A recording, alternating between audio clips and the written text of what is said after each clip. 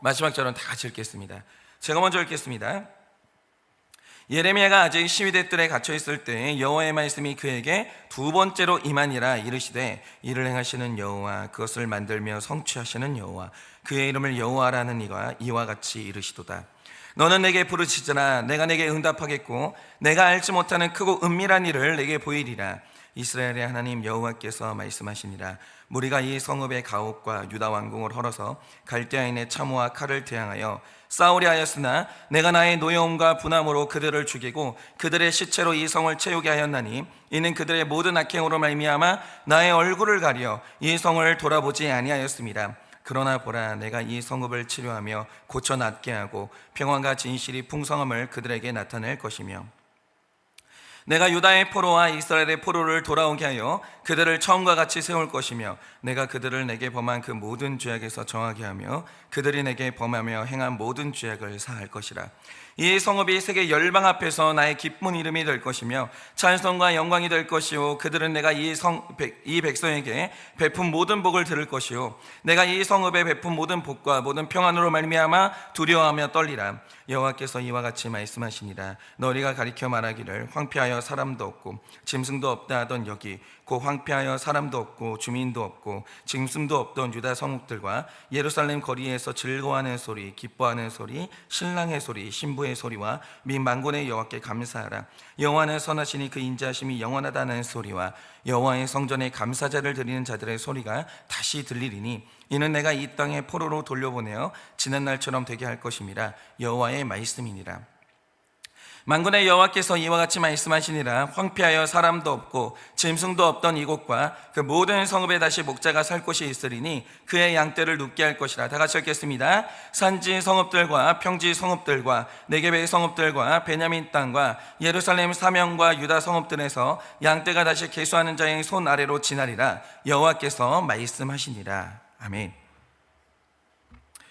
여러분이 그 예레미야서를 보시면 절대 놓치면 안 되는 굉장히 중요한 표현이 하나 나와요. 그게 뭐냐면 바로 그날이라는 표현이에요. 그날. 그러면 이제 그 날이 어떤 날이냐라고 할 때 일단 간단하게 이렇게 말씀드리면 심판의 날이 그날이에요. 그러면 하나님의 심판은 뭐냐라고 할 때 기본적으로 심판의 원어적인 뜻이 구별하다, 그 뜻이에요. 그러니까 이런 거죠. 그러니까 여러분도 다 아시는 것처럼 히틀러라는 사람이 이 광적으로 집착했던 세상이 우생학이거든요. 그러니까 이런 겁니다. 역사라는 건 당연히 우월한 종이 열등한 종을 지배하는 역사고, 열등한 종을 멸종시켜서 우월한 종만 번식시키는 게 자연의 섭니다, 이렇게 생각한 게 히틀러예요.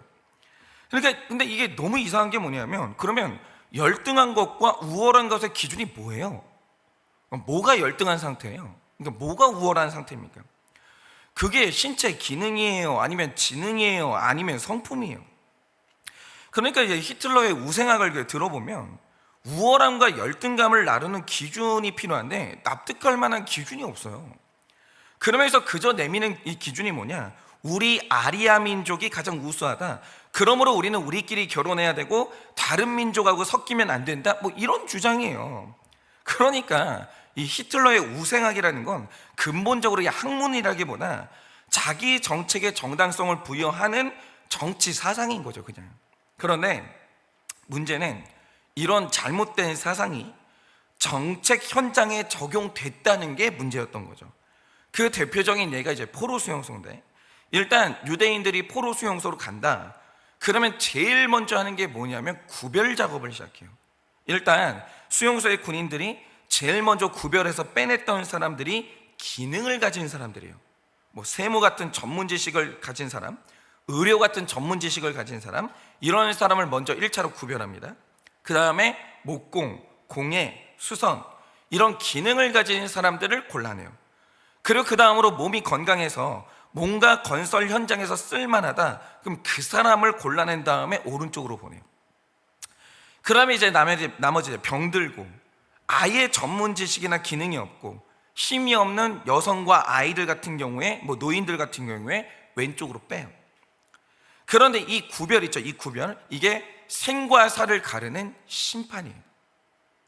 오른쪽으로 가는 사람들은 다만 며칠이라도 더 살겠죠. 근데 왼쪽으로 분류된 사람들은 그대로 가스실로 간 다음에 죽음을 맞이하게 되는 거예요. 그러니까 심판의 본질이 뭐냐? 일단 구별하는 거예요. 구별하는 거. 유죄냐 무죄냐 골라내는 것이고, 알곡이냐 가라지냐 이걸 골라내는 거죠. 이 구별 작업이 뭐냐? 이 심판이에요. 그런데 보세요. 예레미야서를 보면 곧 그날이 와요.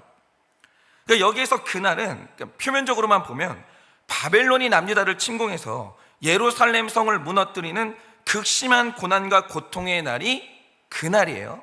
그런데 여기서 여러분이 주목해서 놓치지 말아야 되는 게 있어요. 그게 뭐냐?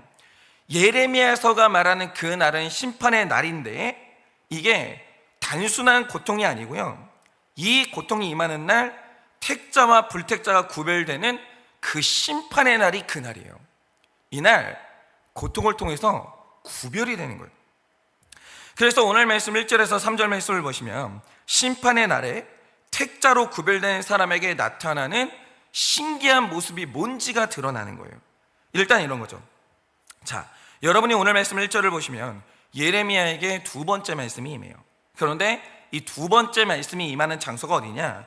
예레미야가 아직 시위대 뜰에 갇혀 있을 때 말씀이 임해요. 그런데 지금 예레미야가 왜 시위대 뜰에 갇혀 있습니까? 이유가 예레미야 32장 2절과 3절에 기록되는데, 지금 이 시기는요, 남유다가 지금 멸망하기 1년 전의 상황이에요. 이때는 남유다의 왕이 누구냐면 마지막 왕인 시드기야였어요. 그런데 늘 그랬듯이 예레미야가 시드기야에게 외친 말이 뭡니까? 제발 애국과의 관계를 끊어. 제발 좀 끊어. 그리고 하나님이 보내시는 바벨론에게 복종해, 이겁니다. 그러니까 이걸 이제 적용하자면 그런 거죠. 만약에 우리가 이제 바람을 피운다라고 하면 하나님이 말씀하시는 게 뭐냐면, 제발 그 여성 그 남성이랑 끊어. 그리고 오늘 아내가 남편이 너 바람 폈지 이러면서 막 갈군다라고 하죠.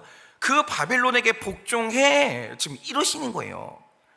너희는 바벨론에게 100% 지게 되기 때문에 미리 항복하지 않으면 넌 그럼 진짜 망하는 거야. 항복해. 죄를 지어서 수치를 당할 때 잘 당해. 안 그러면 너 진짜 망하는 거야. 수치당하는 게 망하는 게 아니야. 이 메시지를 목숨 걸고 시드기야에게 외쳤어요.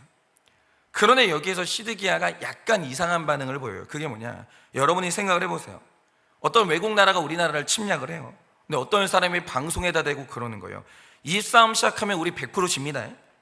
그러니 빨리 항복하고 나라 갖다 바칩시다. 이렇게 말한다라고 하죠. 그러면 이때 이 메시지만 들으면 그 반역이에요. 이 말하는 사람 매국노입니다. 그러면 죽여도 되거든요. 그런데 시드기야가 일단 예레미야를 죽이지 않아요. 그러면 왜 안 죽일까? 그러니까 죽여서, 그러니까 이게 본보기로 삼아야 되잖아요.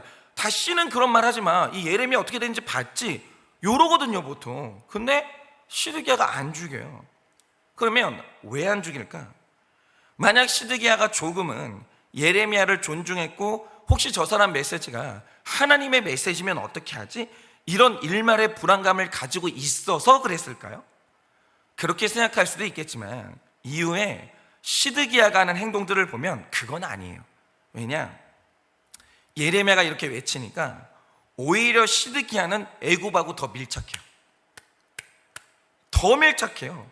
그리고 바벨론 왕에게 더 강박하게 맞서기 시작하는 거예요. 그런데 이렇게 오기로 충만한 사람이 예레미야를 살려뒀다는 거죠. 이유가 뭐냐? 예레미야가 이런 말을 했잖아요. 너는 바벨론 왕에게 100% 질 거야. 이게 주제 파악을 해주게 하는 말이거든요. 근데 문제는 이 말을 들었는데 완전히 바벨론에게 빨리 고개를 숙여 이랬는데 이 완전히 자존심이 상해버린 거예요. 완전히. 그래서 예레미야에 대한 오기가 완전 끝으로 가버린 거예요. 끝으로. 그러면 이제 어떻게 되냐면 이거 논리의 문제가 아니에요. 감정의 문제이기 때문에 예레미야가 무슨 말만 하면 정확히 반대로 하기 시작해요. 정확히. 그러니까 내가 맞고 네가 틀렸다는 거 보여줄 테니까 너는 죽지 말고 똑똑히 봐. 내가 맞다는 거 보여줄게. 그러면서 시드기야가 예레미야를 시위대 뜰에 넣어버린 거예요. 이 오기를 관철시키는 거죠. 그리고 자기 말대로 애굽이 우리를 도와서 바벨론을 이기는 날 예레미야를 아주 잔인하게 죽일 계획을 가지고 있었던 거예요. 그런데 바벨론이 침공하던 심판의 날, 오늘 말씀을 보시면 예레미야를 짓밟았던 시드기야와 밟히고 있는 예레미야에게 완전히 다른 현상이 일어나요. 그러니까 이런 거죠. 바벨론의 왕이 침공을 했으니 예루살렘 성 안에 있던 사람들은 다 똑같은 고난 속으로 들어가요. 똑같았어요. 먹을 것이 없어서 배가 고팠어요. 이거는 예레미야도 마찬가지였고 나머지 백성들도 다 똑같았어요. 사람들이 우리 집에 먹을 것이 없어지자 오늘은 니네 집 자녀 잡아먹고 내일은 우리 집 자녀 잡아먹자, 이 처참한 현장을 다 같이 봤어요. 그리고 전염병의 공포로 벌벌 떠는 고통을 모두가 똑같이 겪었어요. 그러니까 인생은 이런 거예요. 인생은 고통 당하는 사람하고 안 당하는 사람으로 나뉘는 게 아니에요. 인생이라는 성 안으로 들어왔으면 고통 당하는 거 똑같아요. 질병 한 번을 안 겪고 인생 지나가는 사람이 있냐? 그런 사람은 없어요. 사람 막대기로 맞아보지 않는 사람이 있냐? 그런 사람은 없는 거예요. 인생은 모든 사람에게 동일하게 다 채찍이에요. 안 그럴 사람 없어요. 똑같아요. 인생은 다 고난 당해요. 이걸 면제받는 사람 아무도 없어요. 그런데 고통이 오니까 택자 예레미야에게 나타나는 일이 있는 거예요. 그게 뭐냐? 3절을 보면 이 고통이 오고 고난이 오니까 예레미야가 하나님께 부르짖음이 나오는 거예요. 하나님을 향해서 부르짖음이 나오는 거죠. 그러니까 나에게 오는 고난이 자꾸 하나님으로 하여금 부르짖게 만들어요. 부르짖게 만들어요. 고난의 한복판에서 무릎 꿇고 기도하는 사람이 있어요. 그런데 그것뿐이냐? 부르짖으니까, 이게 오늘 말씀에서 제일 특이한 지점인데, 그가 하나님의 응답을 경험하기 시작하는데 3절은 그 응답의 형태가 이렇게 나타납니다. 너는 내게 부르짖으라. 그러면 내가 내게 응답하겠고 내가 알지 못하는 크고 은밀한 일을 내게 보일 것이다, 이래요. 그런데 여기서 크고 은밀한 일을 너에게 보인다라고 할 때 이 보인다는 말의 뜻이 뭐냐면 깨달음이 온다, 깨달음이 열린다, 이전에 몰랐던 걸 알게 된다, 그 뜻인 거예요. 그러니까 이런 거죠. 제가 자녀를 낳는 산모들을 보면 좀 구분이 있는 것 같아요. 정말 아이를 출산한다는 고통이 어마어마한 고통이잖아요. 그런데 이 고통의 날 내가 너무 불쌍하고 자기 연민에 빠지고 처녀 시절의 아름다움을 잃은 내가 너무 불쌍해서 우울증으로 빠지는 분들이 있어요. 아, 이제 나는 이전과 같이 살 수 없구나. 이제 나는 여자가 아니라 엄마가 돼야 되는구나. 내가 너무 불쌍하다. 우울증으로 빠지는 분들이 있어요. 그러니까 고통이 더 깊은 고통을 낳는데 저는 이게 일반적이라고 생각해요. 고통이 더 깊은 고통을 낳아요. 고통이 자기 연민을 깊게 만드는 거예요. 그런데 이제 어떤 분들을 보면요, 신기한 게 뭐냐면 극심한 출산의 고통을 겪으면서 나를 낳은 어머니의 사랑에 깨달음이 열리는 사람들이 있어요. 그게 엄마의 사랑이었구나. 엄마가 이런 사랑으로 나를 사랑했구나. 이전에 몰랐던 지식이 확장되고 열리는 사람이 있어요. 자꾸 아이를 기르면서 부모님의 마음을 깨닫게 되고 하나님 아버지의 마음이, 그러니까 이게 이상한 형태인데 깨달음이 열리는 사람들이 있어요. 깨달음이, 고통이 깨달음을 열어요. 이런 식으로 고통의 때에 깨달음이 열리면서 사고방식이 확장되는 분들이 있다는 거죠. 안 보였던 게 보이는 분들이 있다는 거죠. 그래서 그랬구나, 이런 거였구나. 고통이 닫혀있던 함을 여는 열쇠가 되는 분들이 있어요. 자꾸 뭐가 열려요. 우리는 이때 철든다라고 하거든요. 그런데 예레미야가 자꾸 고통 중에 이런 일이 일어나는 거예요. 너는 내게 부르짖으라. 내가 내게 응답할 것인데 은밀한 일이 보이는 거예요. 이상한 게 뭐냐면 고통 중에 깨달아져요. 사람이 깊어져요. 사람이 묵직해지고 사람의 사고가 확장되기 시작하는 거예요. 안 보였던 게 보이기 시작하는 거예요. 아, 세상에 어려운 사람이 이렇게 많았구나. 인생이 나 혼자 사는 게 아니었구나. 나를 붙들고 있던 하나님의 손이 있었구나. 자꾸 있잖아요, 뭐가 열려요. 여러분 아시는 것처럼 예레미야를 한번 생각해 보세요. 예레미야가 처음에 하나님 말씀을 전하다가 감옥에 갔을 때 완전히 하나님께 빈정이 상해버려요. 이게 최초의 사건이에요. 내가 하나님 말씀에 순종해서 말씀을 전했으면 하나님이 나를 책임져야 될 거 아니에요. 뭐야 이게 도대체. 나는 말씀에 순종했는데 내가 왜 감옥에 있냐 이거죠. 그러니까 하나님, 당신이 나를 속였습니다. 어떻게 난 뒤통수 이렇게 칠 수 있습니까? 나는 완전히 당신한테 속았습니다. 이러면서 어마어마한 분노에 쌓여요. 처음 감옥에 갔을 때. 그래서 그날 감옥 안에서 예레미야가 선언하는 게 있죠. 내가 다시는 여호와의 이름으로 내가 외치지 않으리라. 파업 선언을 해요. 아무것도 안 한다 이거죠. 아무것도. 그러니까 예레미야가 그날 선지자직을 행하다가 고난당할 때 불신자의 자리로 떨어져요. 안티가 돼요. 하나님에 대해서. 그런데 예레미야가 이렇게 밑바닥으로 떨어졌을 때 아주 신기한 경험을 하나요. 그게 뭐냐, 나는 이제 여호와의 이름으로 어떤 말도 하고 싶지 않아요. 안 하겠다라는 거예요. 근데 머리는 그렇게 생각을 하는데 가슴이 답답해서 견딜 수가 없는 거예요. 막 해야 되는 말이 있는데 이거 안 하려고 하니까 너무 답답해요. 막 가슴에 불이 붙는 거예요. 이 불은 뭐냐 이거죠. 뭐야 이거. 이거는 내 불은 아니고 외부 어딘가에서 이 불이 주입이 되는데 이게 뭐냐 이거예요 이게. 그래서 결국 예레미야가 이 불타는 마음, 이 답답한 마음, 사무치는 마음을 해결하지 못하고 말씀 증거하는 자리로 돌아가요. 그런데 이때 예레미야가 어마어마한 깨달음을 얻게 돼요. 그게 뭐냐, 바로 하나님의 견인이라는 이 개념, 이 현상을 깨달아요. 택자가 하나님 나라로 갈 때 내가 가는 게 아니라 그가 나를 이끌고 나를 세우시는 하나님의 견인이라는 이 현상이 내 안에 작동하고 있구나, 이걸 깨달아, 이걸 발견해요. 만약 내가 내 힘으로 신앙생활을 했으면 나는 진작에 하나님을 배신하고 떠났을 사람이에요. 그런데 실제로 그렇게 하려고 마음도 먹었어요. 그런데 어떻게 내가 지금 여기 있는가? 여러분, 요나가 그날 하나님이 명하시는 자리가 있었는데 정반대 방향으로 가요. 눈 떠보니까 하나님이 말씀하신 사명의 자리에 서 있는 거예요. 어떻게 서 있어요? 그가 갔어요? 그가 그 소원이 있었어요? 없었어요. 근데 왜 그는 눈 떠보니까 사명의 자리에 서 있냐 이거예요. 어떻게 나는 하나님과 동행하는 이 자리에 왜 서 있냐 이거예요. 나는 이 동행이 싫은데. 이유는 내 삶에 가열차게 작동하고 있는 견인의 은혜가 발견이 되는 거예요. 이 신앙생활이 내 힘으로 하는 게 아니었네. 고난 중에 크고 은밀한 그 깨달음이 확장이 되고 발견되는 거예요.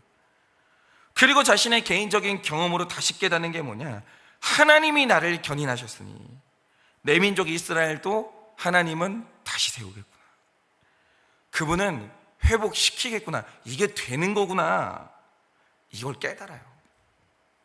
이상하죠? 고난 중에 깨달음이 와요.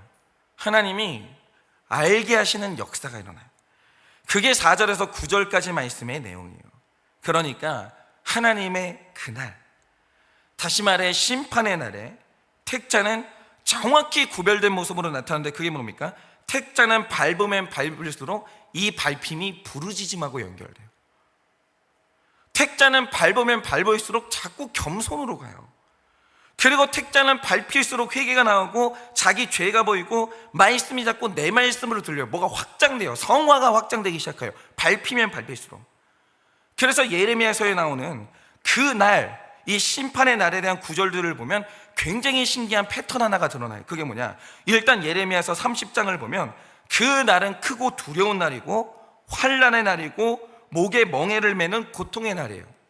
그런데 동시에 바로 그날 택자에게 일어나는 일이 뭐냐, 고통이 임하니까 예레미야 31장 31절에 보면 하나님하고 고통의 날 새 언약이 체결돼요. 그날, 똑같은 날에. 그리고 39장 18절에 내가 칼에 죽지 않는다는 사실을 발견하게 돼요. 그리고 46장 10절에 하나님이 내 원수에게 보복하는 걸 눈으로 보게 돼요. 똑같은 날에 택자에게는 이 두 가지 일이 한꺼번에 일어나는 거예요. 고통이 임하는데 이 깨달음이 확장되고 하나님이 나타나기 시작해요. 하나님의 일하심을 경험하기 시작해요.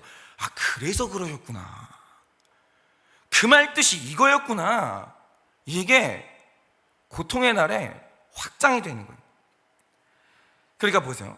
심판이 임하는 그날 택자는 구별되기 시작하는데 택자에게 일어나는 일이 뭐냐, 구원이 완성되기 시작해요.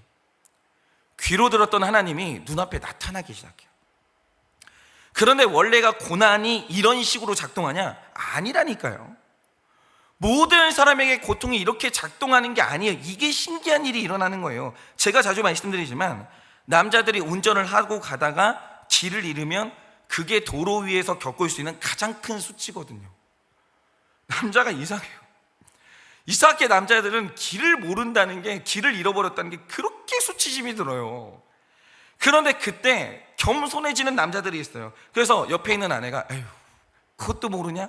그러면서 왼쪽으로 가. 왼쪽 가요. 오른쪽으로 가. 오른쪽 가요. 이런 식으로 내가 길을 잃어버렸다는 이 고통이 아내와의 소통으로, 성장으로 가는 분들이 있다라는 거죠. 내 부족함을 깨달아서 아내 말 잘 듣고 가는 경청이 되는 남자가 되는 분들이 있어요. 그런데 어떤 분들을 보면 길을 잃었어요. 엄청 수치심이 들잖아요. 그러자 아내가 핀잔을 하면서 간섭을 시작하는 거예요. 여보, 그쪽 아니잖아. 오른쪽으로 가, 왼쪽으로 가. 할 때 오기가 발동하는 분들이 있어요. 내가 차라리 부산 가고 말지. 네 말은 안 들어. 숙이느니 혀 깨물고 죽고 말지. 그러다 진짜 결국 부산 가는 분들이 있어요. 그 대표가 시드기야예요. 여러분, 자기가 정치를 잘못해서 고난이 왔으면 이제 하나님 말씀이 들릴 때도 된 거 아니에요. 그러니까 여러분, 모든 사람이 고난당할 때 부르짖는다고 생각하시면 큰 오산이세요. 안 그래요. 대부분의 사람이 안 그래요. 아니, 이러면 이제 말 좀 들어야 될 거 아니에요. 내가 잘못됐다는 게 판명이 났으면. 예레미야 말대로 할 때도 됐잖아요. 이제 좀 왼쪽으로 가라면 가야지, 오른쪽으로 가라면 가야지. 이럴 때도 됐잖아요. 시드기야는 강화가 돼요. 이 오기가. 고난이 오면 올수록 내가 틀렸다는 게 이 입증이 되면 될수록 자존심이 더 세지고 오기가 더 발동하는 거예요. 그리고 나중에 가면 어떻게 되는지 아십니까? 하나님이 하라는 것과 정확히 정반대로 계속 가요. 정반대로. 말해봐, 어디 한번. 내가 듣나. 한번 해보자. 뭐 안 되면 죽고 말지. 그러면서 하나님이 말씀하실 때마다 정확히 정반대로 가요. 정확히.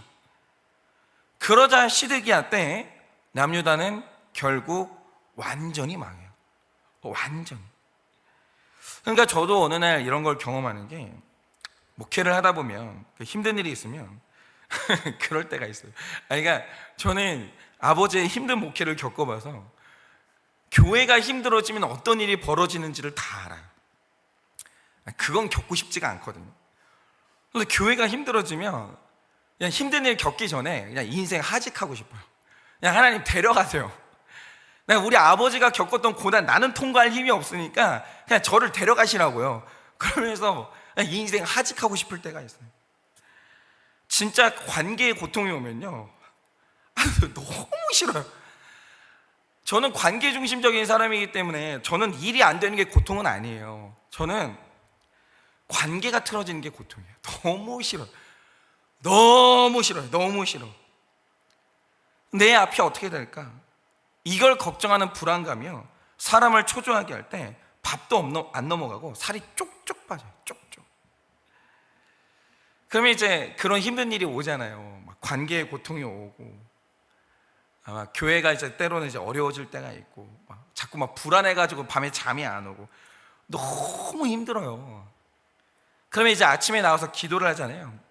기도가 잘 돼요. 정말 기도가 너무 잘 되는 거예요. 갑자기 어느 날에 이제 고난이 왔으므로 간절히 기도하고 있는데 갑자기 그런 내가 자각이 될 때가 있어요. 기도가 뜨겁네. 기도가 잘 되네. 그 어느 때보다 하나님하고 소통이 되고 있네. 이런 고난의 때에 기도가 간절해지고 기도가 뜨거워지는 내 자신에 대한 자각이 되고 있어요. 근데 왜 나는 기도가 되지? 아니, 고난이 깊어지면 한숨이 나와야 되는데 왜 나는 기도가 터지지? 힘들어요. 그럼 그때 도망갈 수도 있잖아요. 나는 못하겠다 이러면서 회피할 수도 있잖아요. 그리고 목사님들 중에 그런 분들이 있는지는 모르겠는데, 진짜 이 마음의 답답함이 해결이 안 된다. 누가 알아요? 조용히 그냥 모자 푹 눌러 쓰고 앞에 편의점 가가지고 술 마시면서 마음을 달랠 수도 있는 거 아니에요. 그런데 왜 고난이 오는데 나는 왜 기도가 뜨거워지냐고요? 왜 나는 기도가 뜨거워지냐고요. 이게 어느 날 신기한 거예요. 그리고 힘든 일이 있으면 있을수록 왜 자꾸 큐티가 잘 되냐고요. 이 큐티가 잘 되고 있는 나를 자각하는 거예요. 신기하네. 왜 하필 이 고난에 대한 수많은 반응들이 있을 수 있는데 왜 나는 큐티가 되냐고요. 왜 내 발걸음이 말씀 앞으로 인도가 되냐고요. 그러면서 어느 날 그런 걸 깨닫는 거예요. 아, 택자에게는 고난이 나를 이쪽으로 구별하는구나. 그러니까 여러분, 고통과 고난은요, 사람을 구별시켜요. 한 교회 다니고 있으면 다 택자 같죠? 절대 아니에요. 그러니까 이런 거죠. 풍요의 때도 심판이에요. 그때 있잖아요. 믿음 좋은 사람하고 믿음 없는 사람이 쪽갈려요. 고난도 마찬가지예요. 평안의 때는 다 하나님 찬양하는 거 같죠? 고난의 때 이갈면서 하나님 무시하고 떠나는 사람도 있다니까요. 근데 어떤 사람들은 자꾸 고난이 오면 올수록 말씀이 들려요. 기도의 자리로 나도 모르게 가고 있는 거예요. 그리고 깨닫게 되는 거죠. 고통은 나를 구별하는 힘이 있구나. 어느 쪽이든 간에 고통은 사람을 구별해요.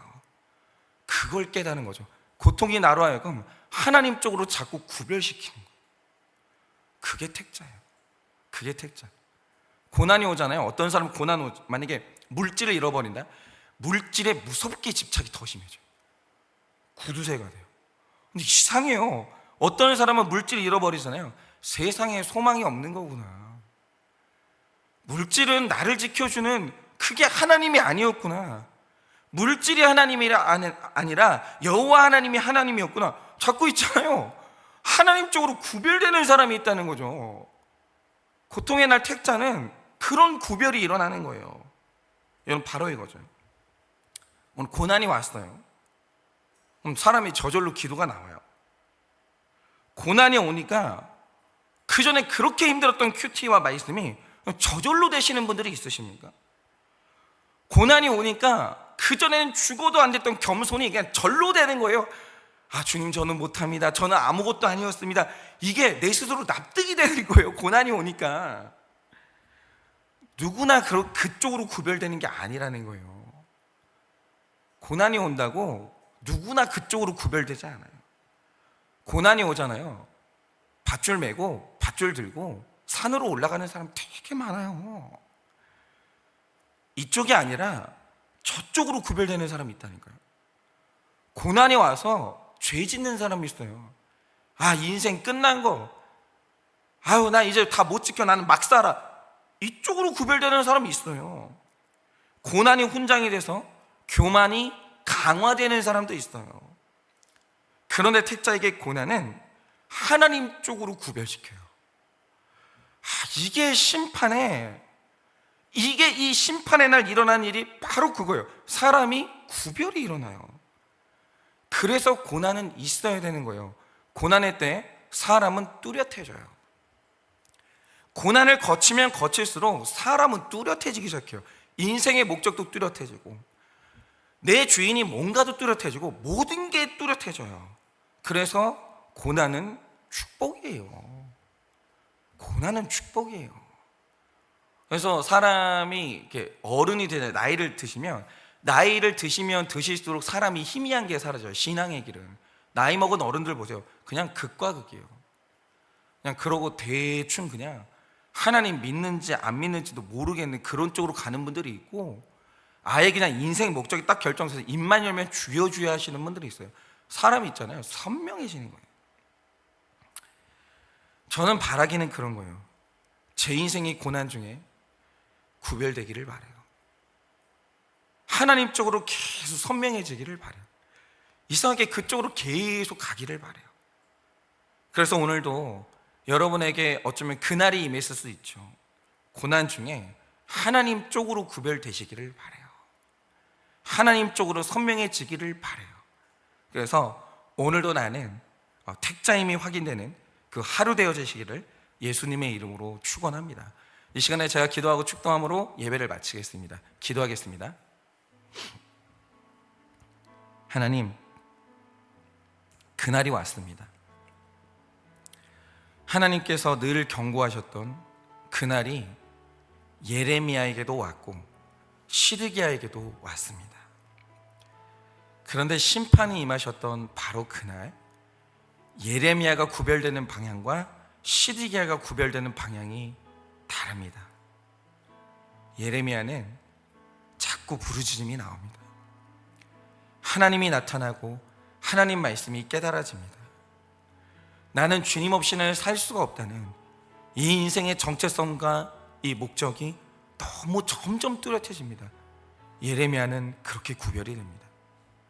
그런데 시드기야는 고난당하면 고난당할수록 이것이 하나님이 없는 증거가 아니냐, 이것이 하나님이 우리를 사랑하지 않는다는 증거가 아니냐, 하나님의 말씀이 거짓말이라는 증거가 아니냐, 이러면서 하나님을 떠나는 쪽으로 계속 구별이 됩니다.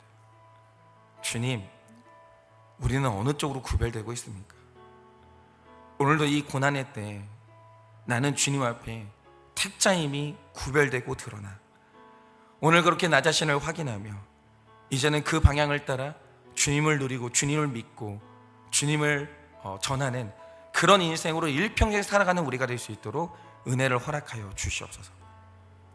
지금은 우리 주 예수 그리스도의 은혜와 하나님 아버지의 그 크신 사랑과 성령님의 위로하시고 교통하여 주시는 그 역사하심이 오늘도 고난 중에 하나님의 사람으로 구별되기를 원하며 인생의 나의 길을 그 방향으로 계속해서 걷기를 원하는 사랑하는 모든 주의 종들의 머리 위에 지금으로부터 영원 무궁토록 함께 있을지어다. 아멘.